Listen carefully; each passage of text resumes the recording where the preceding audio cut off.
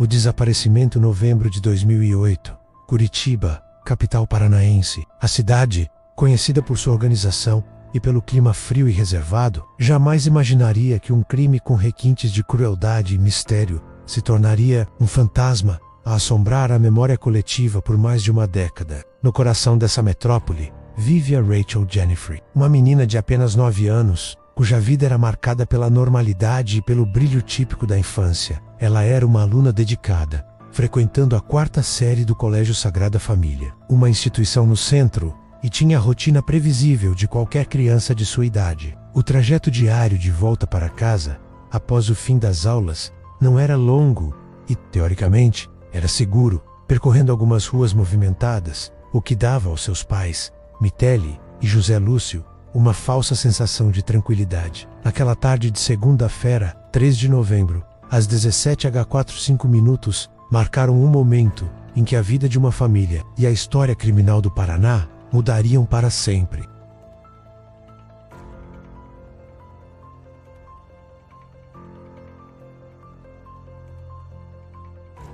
Ela desapareceu no meio do caminho, em plena luz do final da tarde, como se tivesse sido absorvida pelo concreto da cidade. O que se seguiu foi uma corrida desesperada contra o tempo. A mãe, Michele, tentou manter a calma, ligando para amigas da filha para a escola, para a casa de parentes. Mas cada telefonema terminava no mesmo vazio. Rachel havia sumido. Em poucas horas, o desaparecimento ganhou as ruas e as delegacias. O alarme foi dado. A imagem de Rachel, com seus olhos expressivos e sorriso meigo, estampou cartazes e invadiu os noticiários locais. A comunidade escolar se mobilizou e a polícia iniciou uma busca frenética.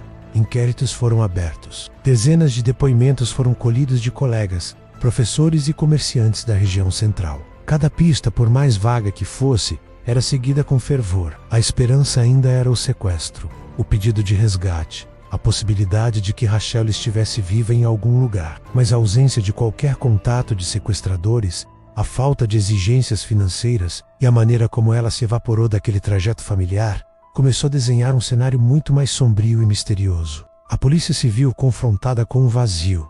A menina parecia ter sido levada por um predador silencioso e invisível. Um tipo de criminoso que age na surdina, sem deixar rastros tradicionais. O tempo se arrastava, transformando a angústia em terror. Cada hora que passava, reduzia dramaticamente as chances de encontrá-la viva. O desaparecimento de Rachel Jeffrey, em uma das capitais mais seguras do país, rapidamente se tornou uma ferida aberta na alma do Paraná, e o prelúdio de um dos mais longos e frustrantes cold cases da história recente do Brasil. A mala e o pesadelo 48 horas se passaram desde o desaparecimento de Rachel. A angústia já havia se transformado em um luto não oficial, mas profundamente sentido. Toda a esperança de um final feliz foi brutalmente estilhaçada na manhã do dia 5 de novembro de 2008. O cenário da descoberta não poderia ser mais perverso. A rodoferroviária de Curitiba, este local, um polo de movimento e de partidas, símbolo de viagens e de recomeços, foi o palco escolhido pelo criminoso para o ato final de sua crueldade. A polícia militar recebeu um chamado incomum. Uma mala de viagem de cor escura fora abandonada em uma das plataformas de embarque de ônibus interestaduais. Não era incomum encontrar pertences esquecidos em uma rodoviária, mas havia algo de sinistro e fora do lugar naquela bagagem específica. Talvez o peiço, talvez a forma disforme, talvez a audácia do descarte em um local de tão grande circulação. Quando a mala foi aberta, o que se revelou não era um objeto perdido, mas a materialização do horror. O corpo de Rachel Jeffrey estava lá dentro, brutalmente acondicionado. A notícia atingiu a cidade como um choque elétrico. O sequestro não havia sido por dinheiro.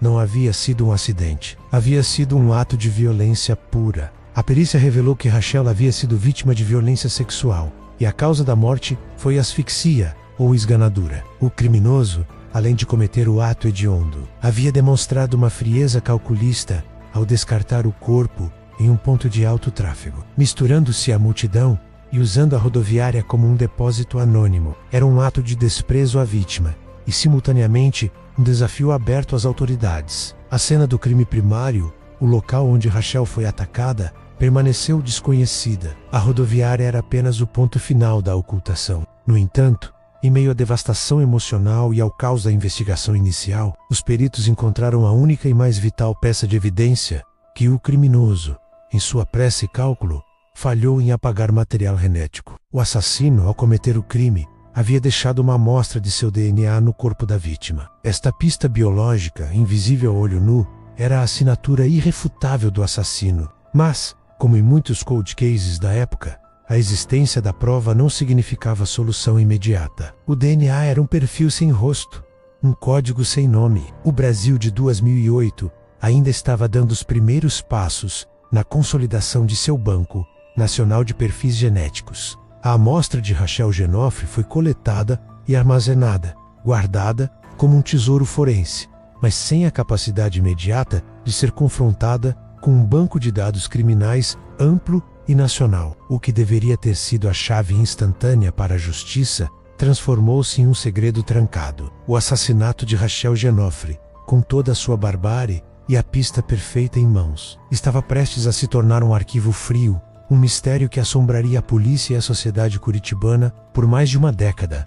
11 anos de frustração, à espera da ciência, com a falta de testemunhas visíveis, a ausência de um suspeito imediato e o fechamento abrupto da cena do crime primário. O caso de Rachel Genoffre entrou no temido limbo dos cold cases.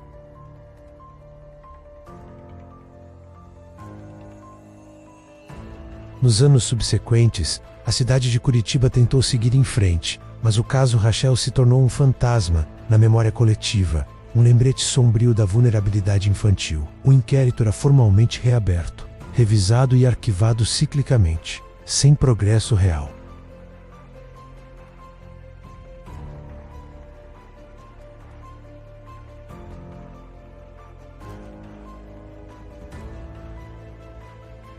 A Polícia Civil do Paraná enfrentava uma barreira tecnológica. Enquanto países como os Estados Unidos já utilizavam sistemas integrados de DNA, como o CODES, para resolver crimes de décadas, o Brasil patinava na criação de um sistema nacional eficaz. A amostra de Rachel Genoffre foi enviada para buscas pontuais em bases de dados estaduais, mas o assassino,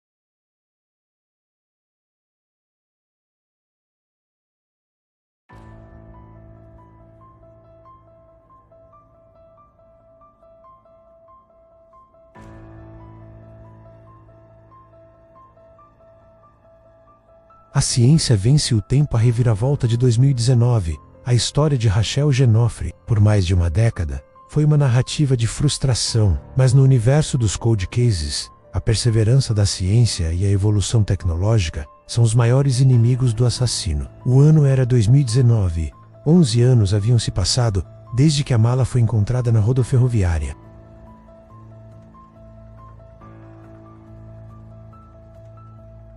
Confrontando o material com milhares de perfis de indivíduos já condenados e encarcerados em todo o país. A espera, que durou mais de 4.000 dias, terminou em um único momento de choque e alívio.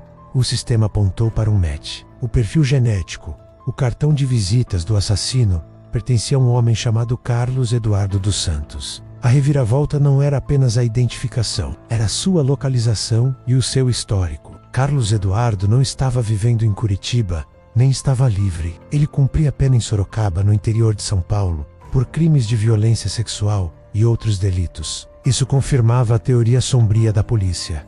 O assassino era um predador em série, um criminoso que se movia entre os estados e que, por sorte, já estava fora de circulação por crimes alheios. O encontro do DNA no BNPG não era sorte, era o triunfo da persistência. O assassino havia cometido o crime em 2008, mas só foi preso em outro estado, anos depois, por outros crimes.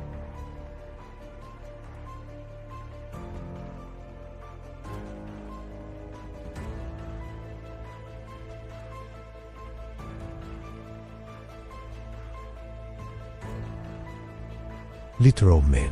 Atravessar décadas e fronteiras estaduais para garantir que a justiça Mesmo que tardia seja cumprida, era um alívio avassalador para a família. Mas a justiça ainda precisava de seu ato final. A condenação. Depois de mais de uma década, o mistério que assombrou Curitiba finalmente teve um fim. O nome do assassino de Rachel Genofre foi revelado Carlos Eduardo dos Santos. A prova irrefutável do DNA não deixou dúvidas.